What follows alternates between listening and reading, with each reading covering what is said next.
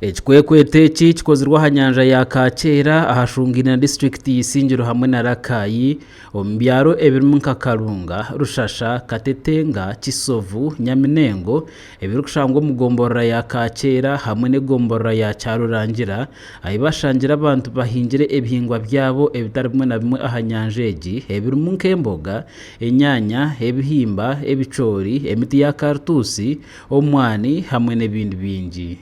Bwanyuma y'ekikwekwete eki abantu nyamwingi birikanje barikuhunga abasirikare hamwe n'abakozi b'ekitongore kya NEMA ahi tureebire omukaikuru orikumanywa nka Esther Matama ashobore nguwe bwanyuma y'okureeba abasirikare nahurira yagira ekitengo kandi eki nikyagizire ngu kimureetiire okwirika. Nintina abasirikare omu mbaho za Mukama kyo kyona kinyugusi nyowe nintina ekigambo omusirikare kumureeba omu maisho ganje. Bamwe omu bashangiro barikuhinga omu kisharara eki bagizire ngu bakimanya ngu bariyo nibahenda amateeka konka ebi byona nibabikorwa habw'okushoberwa kandi n'okwenda kutunga akasente okuheera abaana baabo. Itwe enyanja ku yagenzire twatandika twatemba twahinga ati kutwahinga bija kutuvunaana twagira tishiika abaana b'amasomero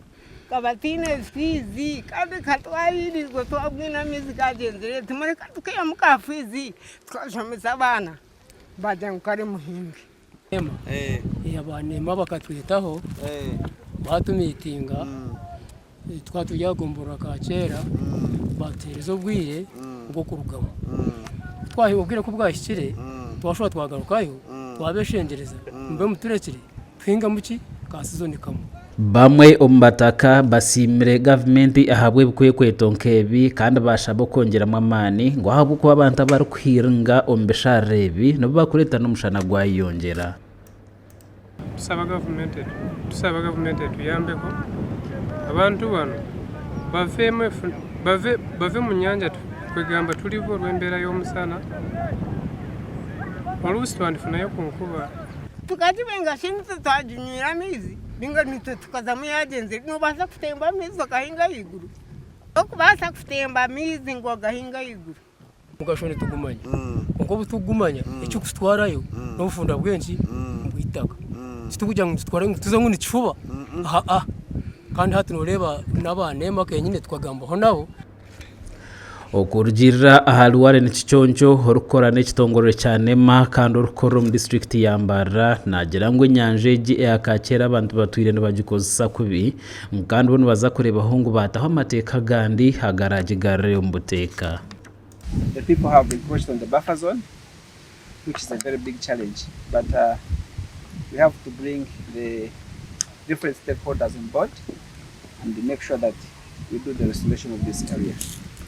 Wilberforce Turyakira obire nawe uri mu kikwekwete kimwe kuruga omu State House ashwerire abataka omushango kandi abayabashobora okurekeraho okushesha ebyobuhangwa abo kugira ngo byona nababana besisira. Tubasabye nnyo okurekerawo okutyobola obutonde bw'ensi lwansonga ennyanja eno ine emigaso mingi kati abantu bajingiride bagirimyemu obutunguru kabeji emiti katutusi basimbyemu emiti otuba zino lukaze amazzi bagakyanolinze kati abantu bakyalina bajja amazzi amalamu n'olwekyo tusabye abantu bonna buno buvunaanyizibwa bwa munnayuganda yenna guno si mulimu gwange ngakulya ebya environment mu State House oba bano abanema mukwano gyange naye buli muntu yenna twagala akitwale ng'ekyobuvunaanyizibwa okuuma ennyanja eno otuba zino. Gasha kwa Bashir Kalema habwa Tayari West.